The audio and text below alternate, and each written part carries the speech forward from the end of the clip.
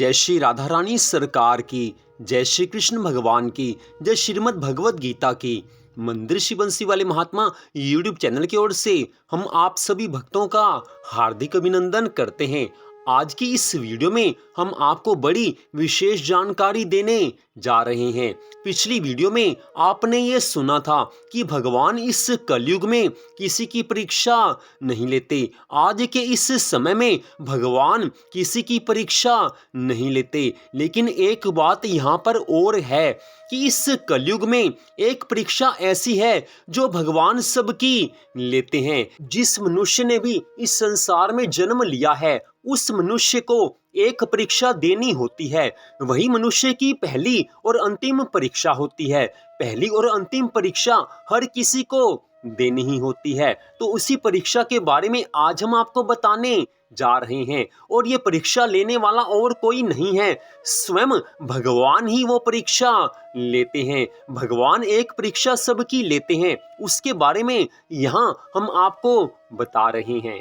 तो पहले तो हम आपको बताएंगे कि मनुष्य जीवन की सबसे पहली और अंतिम परीक्षा कौन सी है, और उसके बाद आपको श्रीमद् भगवत गीता के 8वें अध्याय के 3 श्लोक सुनाए जाएंगे, जिन श्लोकों में भगवान ने इस पहली और अंतिम परीक्षा के बारे में बताया है। तो सबसे पहली बात यह है कि मनुष्य जीवन की जो पहली और अंतिम परीक्षा होती है वो परीक्षा हर मनुष्य की मृत्यु के समय होती है। मनुष्य की अंतिम सांस जब निकलने वाली होती है उसी समय भगवान वो परीक्षा लेते हैं। मनुष्य की अंतिम सांस में अगर उसको भगवान की याद आ जाती है, किसी भी तरह से मनुष्य जीवन की अंतिम सांस में अगर भगवान को याद कर लेता है तो समझ लेना कि उसने मनुष्य जीवन की पहली और अंतिम परीक्षा पास कर ली है। जी हाँ, अपने जीवन की अंतिम सांस में अगर हम किसी भी तरह से भगवान को याद कर लें, किसी भी तरह से भगवान की याद आ जाए तो समझ लेना कि हम परीक्षा में सफल हो गए हैं। हमें सीधा भगवान के धाम में स्थान मिल जाएगा। लेकिन किसी कारणवश अगर अपने जीवन की अंतिम सांस में मृत्यु के समय में भगवान की अगर याद नहीं आई तो हमें भगवान के धाम में स्थान नहीं मिलेगा। अर्थात हम मनुष्य जीवन की पहली और अंतिम परीक्षा में बिल्कुल फेल हो जाएंगे। अगर जीवन की अंतिम सांस में भगवान की याद नहीं आई तो फिर से 84 लाख योनियों में भटकना पड़ेगा।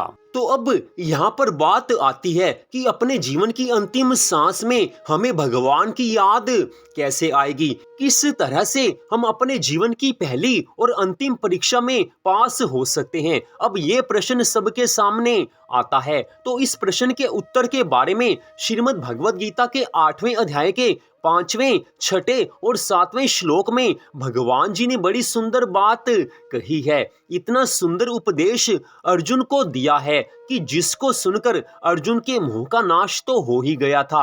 हम सब कलयुग वासियों को भी उससे इतना सुंदर ज्ञान मिलता है कि अगर उस ज्ञान को हम अपने जीवन में उतारेंगे तो हमें अपने जीवन की अंतिम सांस में अवश्य ही भगवान की याद आ जाएगी। तो अब श्रीमद् भगवत गीता के 8वें अध्याय के 5वें, 6ठे और 7वें श्लोक को हम आपको सुनाने जा रहे हैं। भगवान जी अर्जुन को कह रहे हैं कि हे कुंती पुत्र अर्जुन, जो पुरुष अंत काल में मेरे को ही स्मरण करता हुआ शरीर को त्याग कर जाता है वह मेरे साक्षात स्वरूप को प्राप्त होता है, इसमें कुछ भी संशय नहीं है। कारण कि हे कुंती पुत्र अर्जुन, यह मनुष्य अंत काल में जिस जिस भी भाव को स्मरण करता हुआ शरीर को त्यागता है उसको ही प्राप्त होता है, परंतु सदा उस ही भाव को चिंतन करता हुआ, क्योंकि सदा जिस भाव का चिंतन करता है अंत काल में भी प्राय उसी का स्मरण होता है। इसलिए हे अर्जुन, तू सब समय में निरंतर मेरा स्मरण कर और युद्ध भी कर।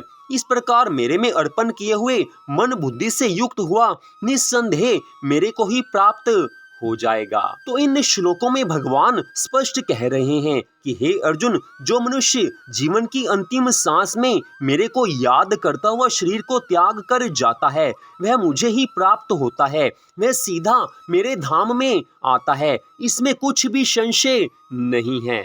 जैसे ही भगवान ने इन शब्दों को कहा, उसी समय अर्जुन के मन में एक बात आई है। अर्जुन सोचने लगे हैं कि फिर तो सही है, जीवन की अंतिम सांस में भगवान को याद कर लेंगे, इस तरह से भगवान का धाम प्राप्त हो जाएगा।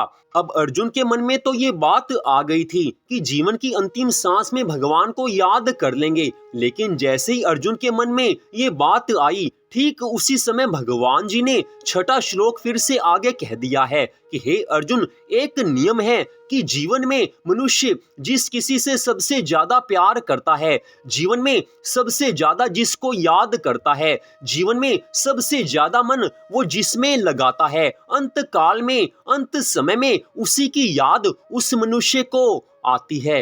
अर्थात मनुष्य जीवन में जिससे सबसे ज्यादा प्यार करता है, जिसको सबसे ज्यादा याद करता है, जिसमें उसका मन सबसे ज्यादा लगा होता है, अंत काल में उसी की याद आएगी। ये नियम है।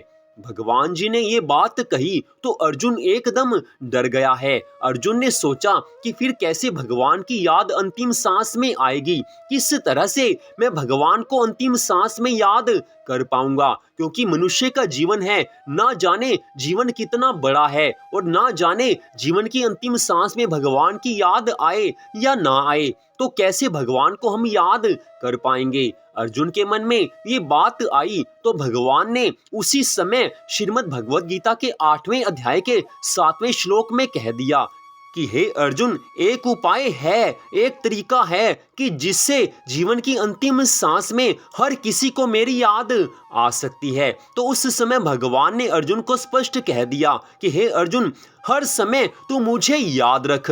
अगर हर समय मेरी याद तुझे आएगी तो जीवन की अंतिम सांस में अपने आप ही मेरी याद आएगी।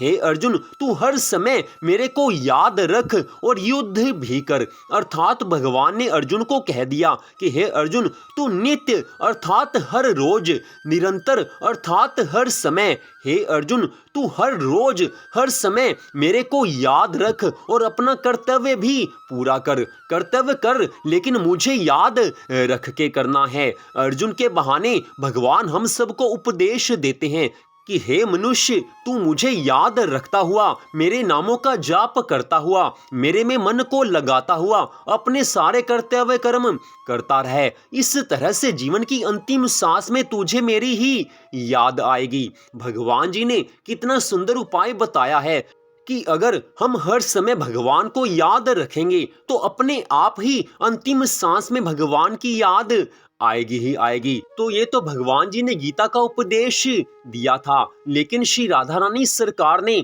इसे और आसान बना दिया। राधा रानी ने अपने भक्तों से कह दिया है कि जो मनुष्य पूरी श्रद्धा भावना से हर समय भगवान को याद रखने की कोशिश भी करेगा, उसको भी जीवन की अंतिम सांस में अवश्य ही भगवान की याद आएगी। श्री राधा रानी सरकार ने क्या कहा है? श्री राधा रानी सरकार ने बड़ी आसान बात बता दी है कि जो मनुष्य भगवान जी को पूरी श्रद्धा भावना से याद रखने की कोशिश भी करेगा, हर समय अगर हम भगवान को याद रखने की कोशिश भी करते हैं तो भी जीवन की अंतिम सांस में हमें भगवान की याद आएगी ही आएगी। ये तो श्री राधा रानी सरकार ने कह दिया है। इससे बढ़कर श्री राधा रानी सरकार की दया और क्या हो सकती है। अगर हम हर समय श्री राधा रानी सरकार जी को, श्री कृष्ण भगवान जी को याद रखने की कोशिश भी करते हैं तो भी श्री राधा रानी जी ने कह दिया है कि अंतिम सांस में भगवान की याद आएगी ही आएगी। तो भगवान जी ने इतना सुंदर उपदेश दिया था, श्री राधा रानी जी ने और आसान उपाय बता दिया है। तो अब तो हम सबको यही चाहिए कि जीवन की हर सांस में हम श्री राधा रानी सरकार को, श्री कृष्ण भगवान को हर समय याद रखने की कोशिश करें। हम भगवान के सुंदर नामों का जाप करें, चाहे हम भगवान के भजनों को गाएं, चाहे हम भगवान की कथा पढ़ें, चाहे हम किसी तरह से भी भगवान की कथा सुने, किसी भी तरह से भगवान की याद हर समय बनी रहे, हर समय मन में नित्य निरंतर श्री राधा रानी सरकार जी की, श्री कृष्ण भगवान जी की याद आती रहे। हम सबको यही करना है। इतनी कोशिश भी अगर हम करते हैं तो भगवान अवश्य ही हमारी कोशिश को सफल बनाएंगे ही बनाएंगे। और राधा रानी जी के कहे के अनुसार अगर हम कोशिश भी करते हैं तो भी जीवन की अंतिम सांस में हमें भगवान जी की याद आएगी ही आएगी। जीवन की अंतिम सांस में हमें श्री राधा रानी सरकार की, श्री कृष्ण भगवान की याद आएगी ही आएगी। तो मंदिर श्री बंसी वाले महात्मा यूट्यूब चैनल की ओर से आज की इस कथा को सुनने के लिए आप सबका हार्दिक धन्यवाद। भगवान श्री राधा कृष्ण जी की अनंत कृपा सदा आप सब पर, आपके परिवार पर बनी रहे, इसी मंगल कामना के साथ जय श्री राधा रानी सरकार की, जय श्री कृष्ण भगवान की, जय श्रीमद् भगवद गीता की, जय श्री धाम वृंदावन की। जय जय श्री राधे, जय जय श्री राधे, जय जय श्री राधे श्याम।